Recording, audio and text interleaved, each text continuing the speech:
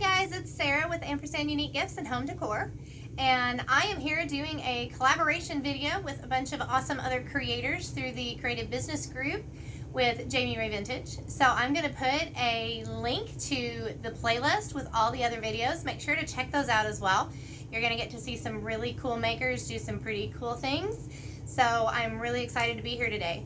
Our theme was talking about cottagecore versus boho, and talking about what are we, what do we identify with, what is our style, what do we see the difference in them, and what I'm here to show today is how you can define them kind of the same way and how some projects fit both of those, because what I have found is the answer to the question of what am I is really pretty much how I wake up that day. Do you find sometimes that your styles change with your mood, or just kind of who you woke up in that mood today? And I'm going to be more boho, I'm going to be more farmhouse, I'm going to be more cottagecore, or maybe you're just out there and you're doing all kinds of wild circus things.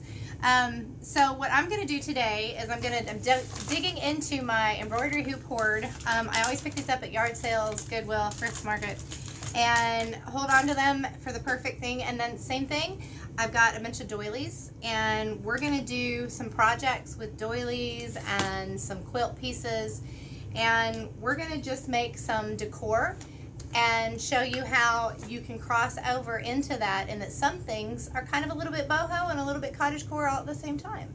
So let's get started, let's get making, and I'll see you on the flip side.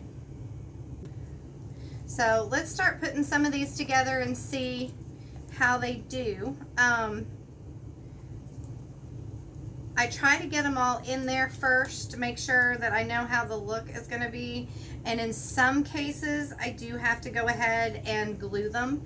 I like to use different types of glue. My favorites are the Fabric Fusion and the Fabric Fuse. Those are some of my favorite glues that I use for different projects. So first I just want to make sure that it's centered, and then I'm going to put the outer hoop on it and try to keep it tight. And then I'll have to decide, you know, once I get that on there, whether or not I need to put that additional glue. I kind of lost it here. So I'm going to go ahead and put all these together and kind of make the design. I have this big hoop that I think is really neat, and then I found this one in my stash, so I'm going to go ahead and put that in here and have the yellow. So I'm going to go ahead and work on these, and then I will show you what I came up with after I have them all put together. So I started with my littlest ones first. Using the little doilies, I put them all in there, and then just to make sure that they were even and there was a little bit of that doily showing everywhere, I used my pliers just to pull it through. And I would do the same thing with all three of them. And then once I have it centered and I feel good, I will continue to tighten that as much as possible to hold it. And that's kind of when I decide if I think that it's in danger of slipping out or not staying secure, that I'll use that glue around there just to hold them in. I did the same process with the bigger one, but because of course it has more that's going to hang over the edge, I don't have as big a fear that it's going to come out or it's going to stay, it's not going to stay centered, because it does have all that extra fluff around the outside. So I do the same process. I just get it centered, and then I tighten it to hold it in there. So here I decided I was going to display these in this picture frame. It was the perfect size, but it was a two-tone gold and black, and I really didn't like that. So I gave it this coat of rustic. I will put the product in the bottom in the description so that you can see what I used here. But I gave it a couple coats. With this one, I really was going to go with more of that boho look, and I decided that having all these different links and different textures of ribbon all in the same color family, so they're pretty much white, off-white, and all the different textures. So after I got them laid out, I went ahead and started gluing them in there one by one, and just making sure that each one of them was secure and gonna stay in there when I hung it up. Okay, hey, next morning. So I love the way these things are turning out. You can see here, try to get where you can see it. I think it needs another one to be even. It kind of needs a little bit more on this side, so I'm probably going to hang another one or two on here. And then I'm decided to cover this where you can see where I've glued all this in. I'm going to go ahead and put a ribbon, just a thin ribbon, around to cover all that so that the inside here will be white. And then this one will be ready for its hanger and ready to go. Then I added this little just white eyelet trim on here because that's what we're going to use with our music note paper, so that we can actually, because this will not, I've got glue sticking to me everywhere. I can't take the paper and fold it over the same way I do the fabric. So, it'll be put back together like this. You'll be able to see just that little bit of white eyelet there. And then this will just get glued to the back. And then we'll finish that out here in a second.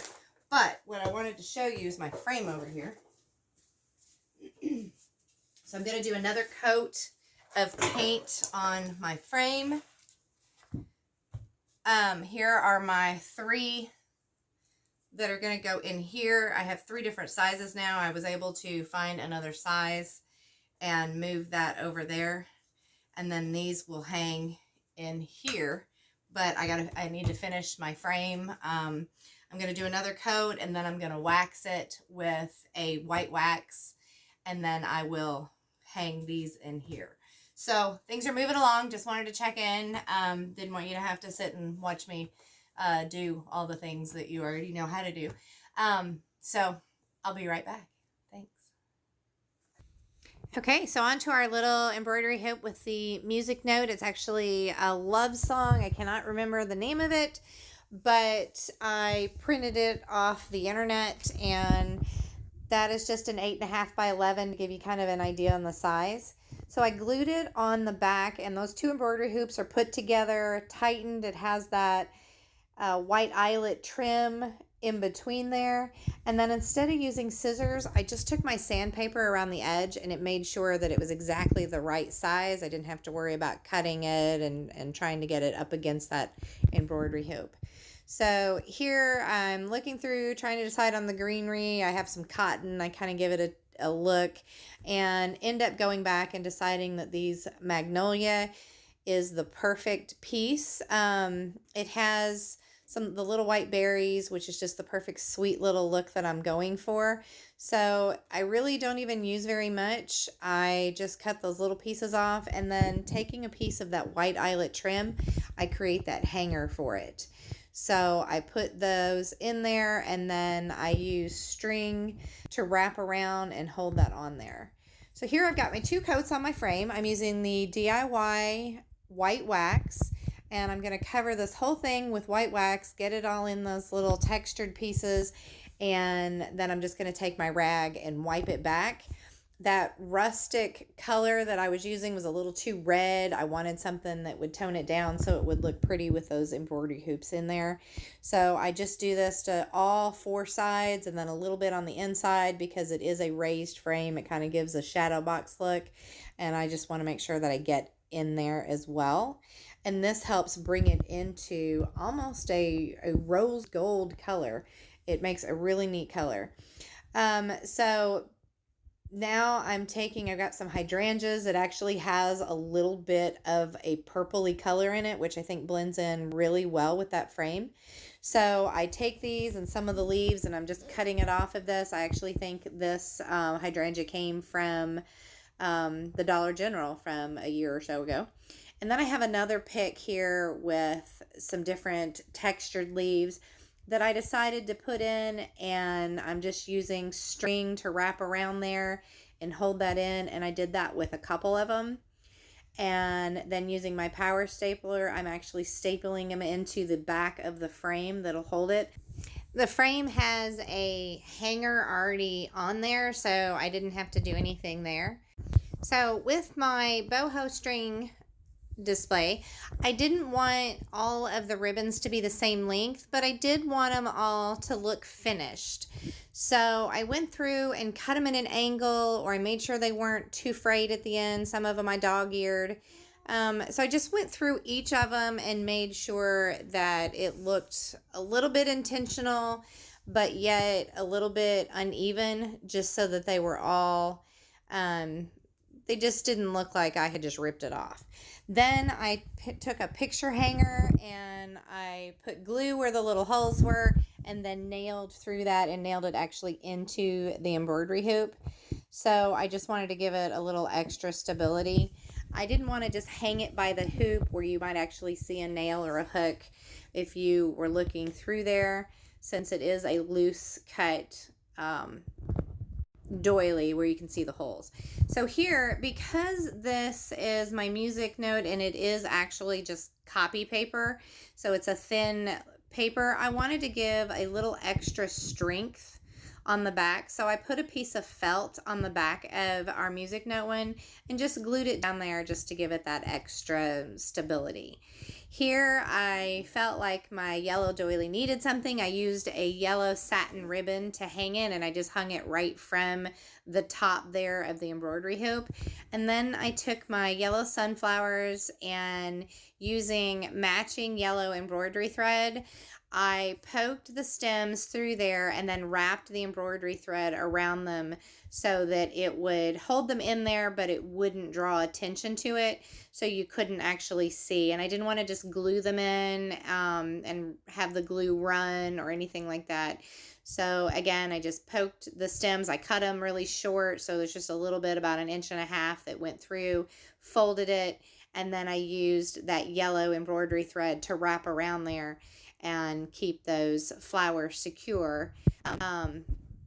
Then moving on to our last one, this is actually a tablecloth, and I know some of you may be thinking you cannot believe that I'm going to cut a tablecloth. But let me tell you, first of all, this is a machine made. It is not handmade. Secondly, I have several of these. I got them. They did not sell at an estate sale, and one of our customers for the auction barn where I work brought some things in, and I bought several of them for $1. So I don't want anybody to panic.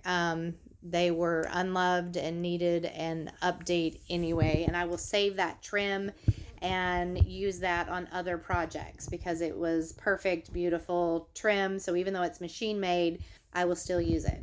So centering it inside my really large embroidery hoop, also from purchased at the auction, I decided it needed something, and I'm using these IOD transfers, and I am going to put them on the fabric.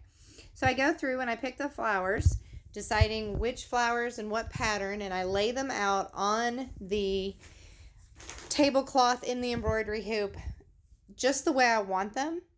And then I will actually take it out of the embroidery hoop because I need my fabric to be flat on the table. So if I did it here and I'm pushing down with the tool that comes with it to get your transfers to stay, it wouldn't really work very well here because it's not a hard flat surface. It would give where it's in that hoop. So I lay them all out, and then I take it out, and then just simply using the tool that comes with each of these transfers, I put those on that tablecloth. So it was the perfect look that it needed. I really love the way it turned out. I was surprised at how easy those transfers went on fabric. I had not ever tried them on fabric like this. I know I've seen some videos where other people have put them on pillowcases and other types of fabric, so I knew it could be done. But this was my first time. So again, I wanted it as full as could be, but not really to be overloaded. So I just picked several different ones. These transfer packages come with so many, and I save every little piece that I don't use and put them back in the folder and save them.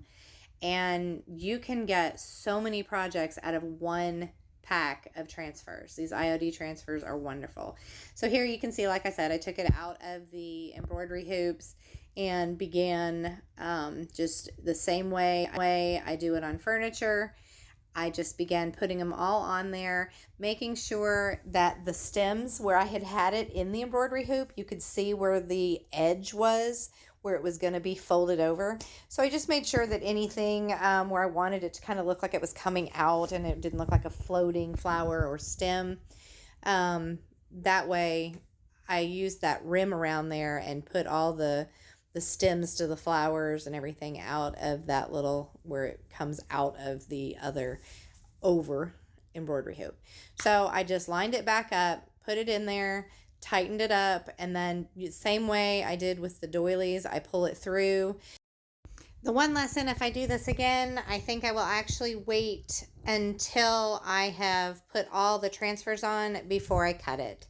That is the one lesson for sure that I've learned for future reference. It was hard after I had cut it to get it all centered back in there.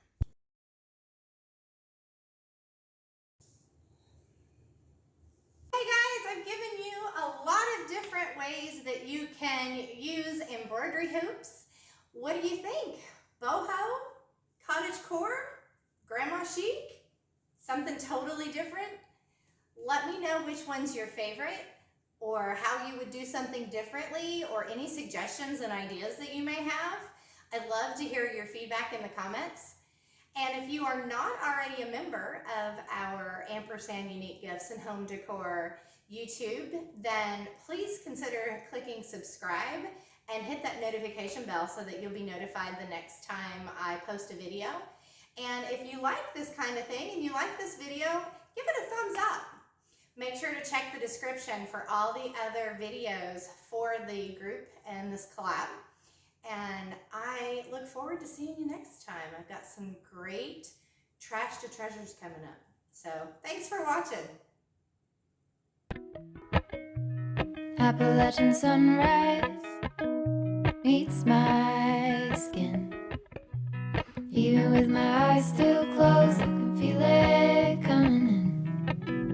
Golden, golden, I'll follow only golden, golden, golden, golden things.